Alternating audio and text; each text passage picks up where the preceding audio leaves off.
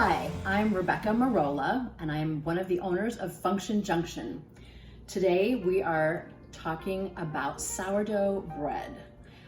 It's all the rage right now. People are at home and looking for ways that they can contribute to a healthy lifestyle, and baking sourdough bread has actually been one of the reasons, or one of the ways that people are doing that. So one of the most important things about sourdough bread, of course, is your starter. So here I have a starter that we fed about 3 hours ago. I'm gonna take the lid off. I've got just an empty ring over some layers of cheesecloth. The cheesecloth allows the starter to breathe, but also keeps out like any gnats or anything else. This is a sourdough starter that's got some bubbles there. You can tell that it's active. Happy Starter has bubbles, and Happy Starter makes your bread rise and taste delicious. So, okay, so the recipe that I'm using today is a no knead sourdough. It's so easy. You really just mix things up and then you wait. I mean, the biggest part about making sourdough bread is being patient and allowing it to proof, which is the same thing as ferment. And a slow ferment is actually going to create a bread that is higher in nutrition than something that is made fast, and it's much easier to digest. It's just all around healthier for you than a processed, commercially made loaf of bread. So with making of this bread, I'm using a digital scale, and we're measuring everything in grams so that we can be super accurate. If you're gonna use like a 1 cup or 2 cup measure, depending on how dense your flour is packed, you could end up with fluctuating amounts of flour. If you're gonna measure it by weight, you're more likely to get the same results time after time because it's a more accurate measurement. So the first thing we're gonna do is we're going to I'm placing my, actually this was my mother's crock on my scale. I'll now turn it on, and it will read 0 grams. So that means that when I'm putting things into the crock, it will be measuring what I'm putting into it, and it will not include the weight of the crock. So the first thing that goes in is my sourdough starter, and I need 50 grams. So I'm gonna pour and watch my little number here. And as I get close to the 50, 30, 40, I'm gonna cut that off. And I'm gonna turn my scale off. The next thing to go in is gonna be the water, and that's gonna be 300 grams of non-chlorinated water. Now, I knew I was gonna bake today, so when I got up this morning, I took a large measuring cup, I filled it with water, and I set it on the counter to allow the chlorine to evaporate out. The chlorine will actually inhibit the work of the fermentation if it's left in. So I always like to let it set out at least an hour, but longer is fine too. So here we go. Oh, don't forget to turn on your scale. So turning on the scale, again, it has a 0 reading, and we are measuring for 300 grams of water.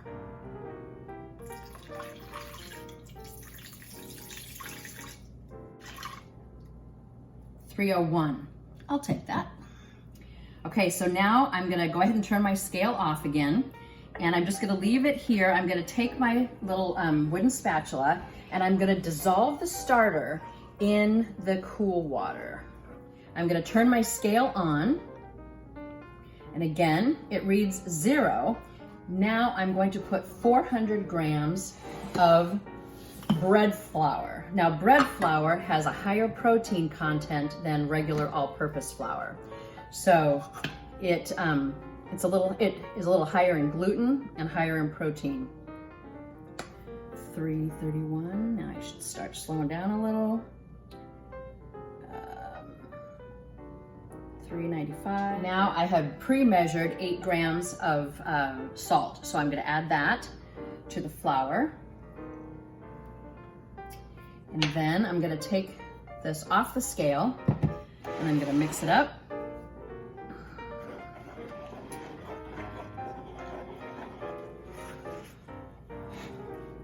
When I get to about this stage of dough formation, I like to take my dough scraper, clean off my spatula,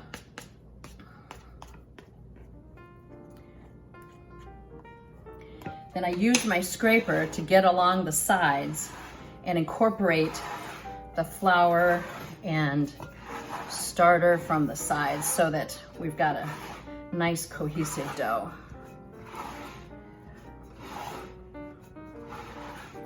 So once I feel like I've gotten enough dough off the sides,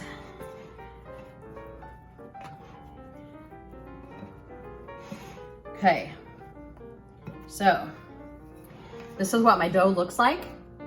I'm gonna cover this with a cotton towel. I'm going to put it in a warm place out of the drafty area, and I'm gonna let it rise for 8 to 10 hours. So the sourdough dough has been resting since last night. I mixed this up before I went to bed. So this is what your dough is gonna look like after it sits for about 8 to 10 hours. Now, this first stretch is super important because it strengthens the gluten development in the loaf, okay? So what I'm gonna do is I'm gonna grab this at the top and I'm gonna pull and stretch, and then I'm just gonna let that fall back in on itself, okay? I'm gonna turn my bowl a half quarter turn. I'm gonna do it again. Lift it up, let it fall back, okay? I'm gonna repeat that 2 more times till I've done all 4 sides.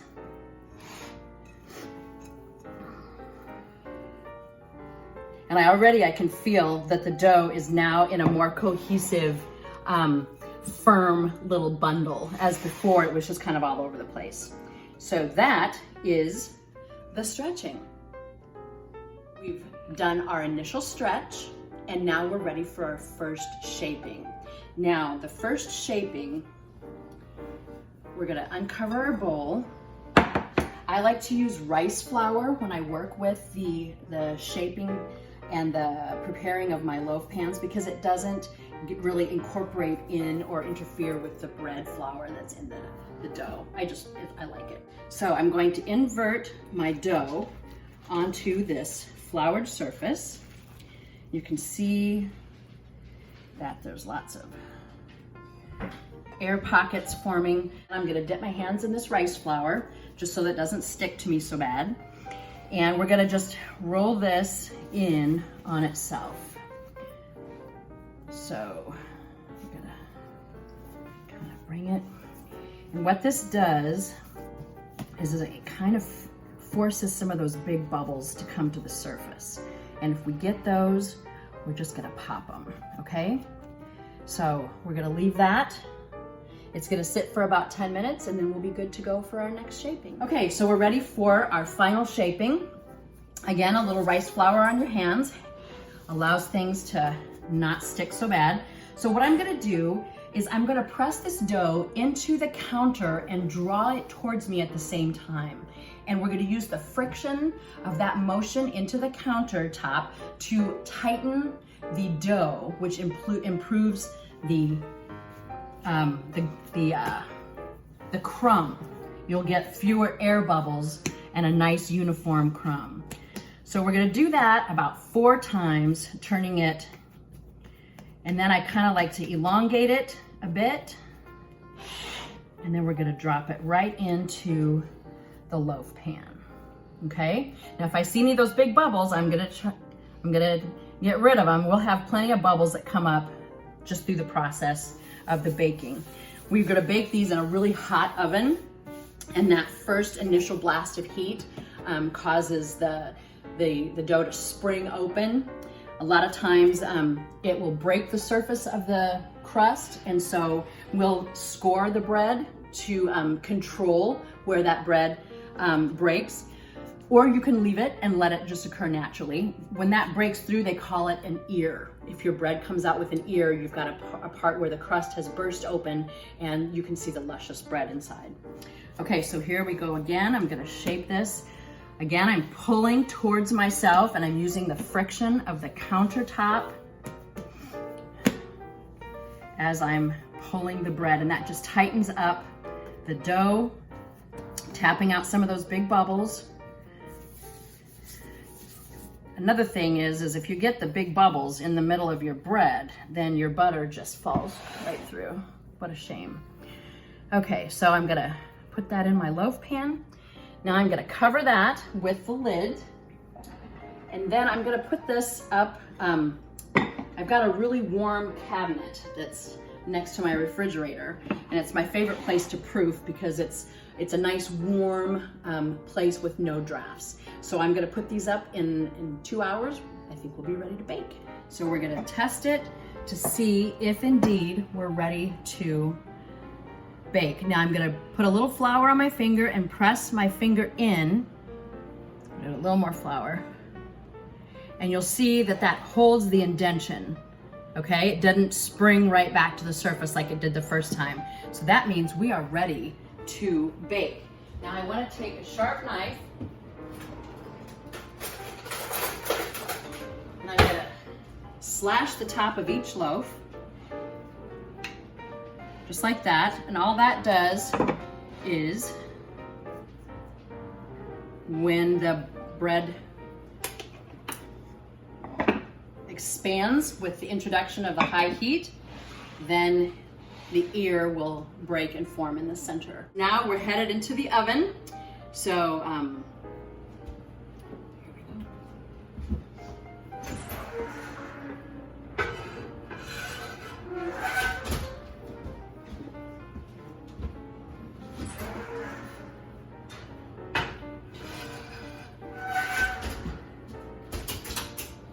Now we're gonna cook this at 475 for about 30 minutes. Then we're gonna take those lids off and cook it for another 15 or so. And it is time for us to take the lids off of our loaf pans.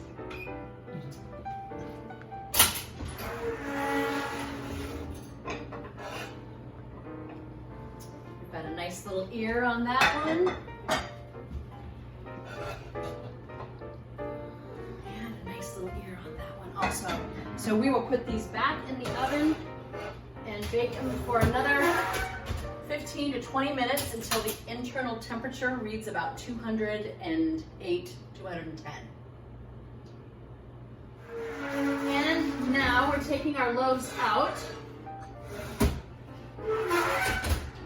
We're going to test for an internal temperature of between 208 and 210 degrees.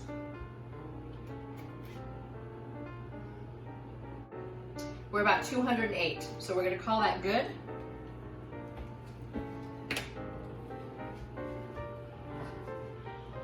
And here we go, a fresh hot loaf of sourdough bread. Come visit us at Function Junction. You can shop us online at functionjunction.com or follow us on Facebook, Instagram, check out our videos on our YouTube channel.